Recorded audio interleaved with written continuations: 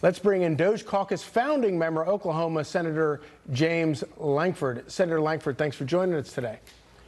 You bet. Good to see you all again. So give us the opening prognosis for how you think this the DOGE process is going to work.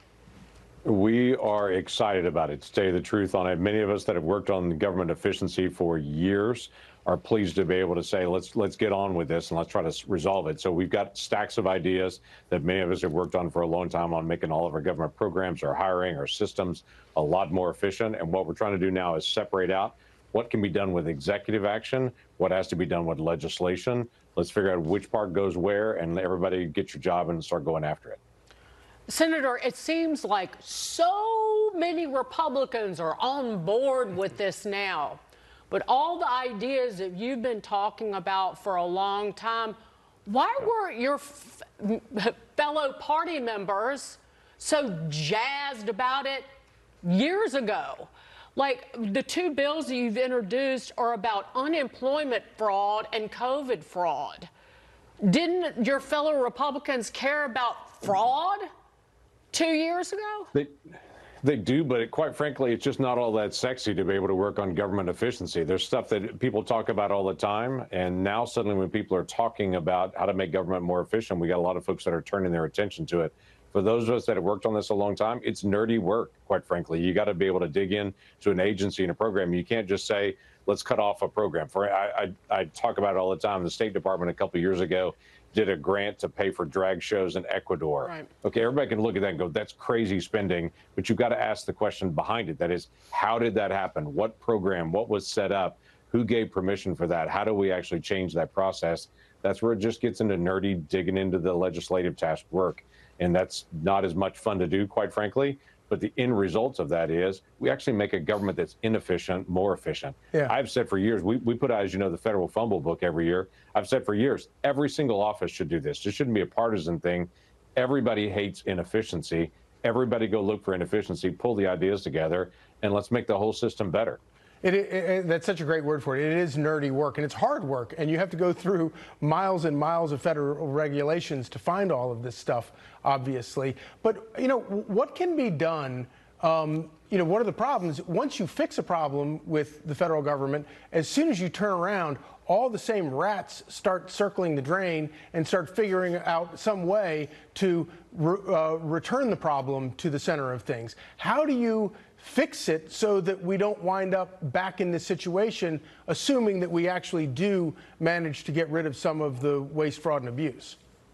So I have to tell you, let me give you the good news, bad news of that. Cleaning up government inefficiency is kind of like cleaning up after breakfast. Lunch is about to come. You're about to have to do this again. Then you're going to have to do it at dinner again. So it's never going to stop. Government is never going to be the most efficient entity.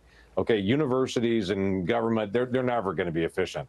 They're never going to be as efficient as a family or a business is. But you got to stay vigilant on and create an environment that you're always watching for it. Because when bloat comes, you either ignore it and let it happen, and then it grows, or you go after it. So trying to create a mentality to say, we're just going to go after it, go after it, go after it. When you have $36 trillion in total debt, we should be asking the question, how do we spend less and actually be more efficient, do what government's supposed to do, and not do what government's not supposed to do, and not waste money there? That should be a straightforward question. I just think that you're being, Senator, very kind to it's not just fellow Republicans, it's also Democrats, that it's just the idea that I'm too sexy for efficiency. No, it's because that they benefit from the fat. They benefit from the fiscal and financial recklessness that is government. And it's a whole lot easier to say.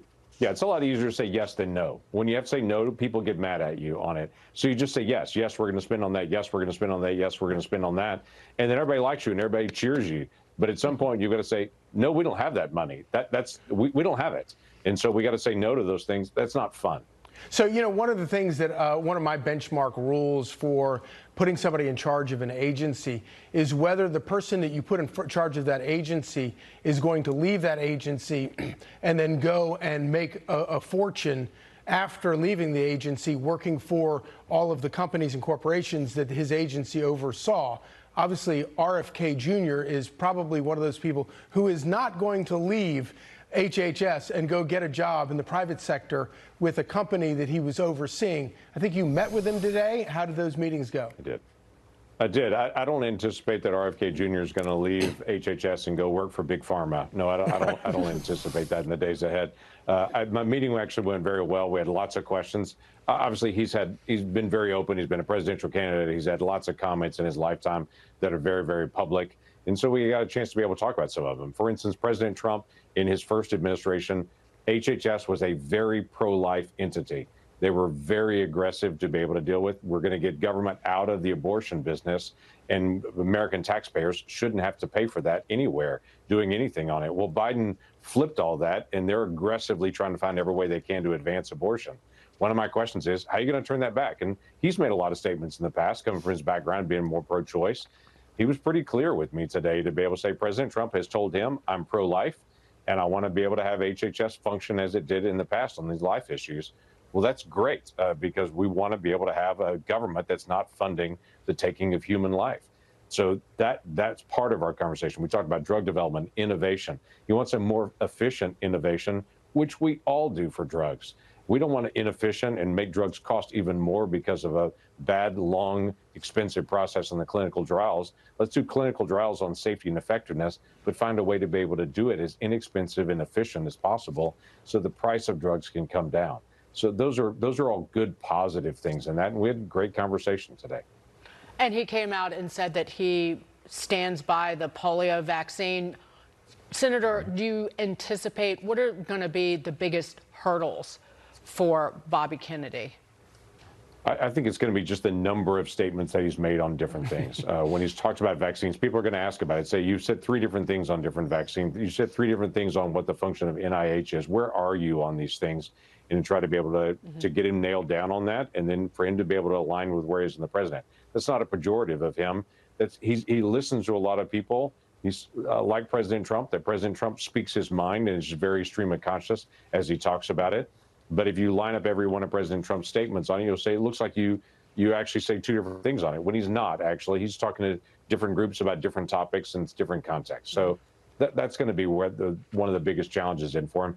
It is funny the number of people say he hasn't been involved in healthcare on that. I look at Javier Becerra that's running HHS now. He's a lifelong attorney, had no medical background at all, but it seems like no one on the left complained about him leading HHS when he's a lifelong attorney on it. So people that are trying to be able to say he hasn't involved in all these healthcare issues, that's just a smokescreen for a disagreement. Right. Kind of like Donald Trump. The great thing about RFK Jr. is that he is pretty unfiltered. The big problem with RFK Jr. is that he's been pretty unfiltered. So it's going to go cut both ways. But on the good side of it is President Trump is going to be president. And so obviously every single one of these nominees to run cabinets are going to be carrying water for the guy that got elected, which is also kind of how the process works here in Washington, or at least it's supposed to work that way. That is the way it's supposed to work, and President Trump is clearly picking people he knows are going to be loyal, knows are going to be passionate, and know are coming as a disruptor. He knows the clock is ticking literally when he's sworn in on January the 20th. He's got 4 years to get this done. And so for him, it's let's get busy immediately, and he doesn't want to have people that are status quo. He wants to put in disruptors to say, let's fix the problem. The border bill, Senator, that you worked on last year was a flop. That's my word. But what do you anticipate with securing the border now that Republicans will do as they control not just the House, but the Senate and the executive branch? Will the major actions happen with executive order right out the gate because of President Trump?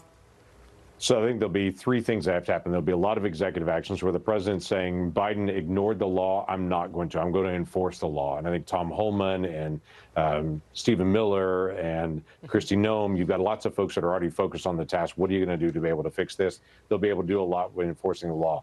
Second thing that will come up will be reconciliation bill. We'll do pretty quickly. That is adding funding to wall construction, adding funding for additional staffing, adding funds for additional deportation flights.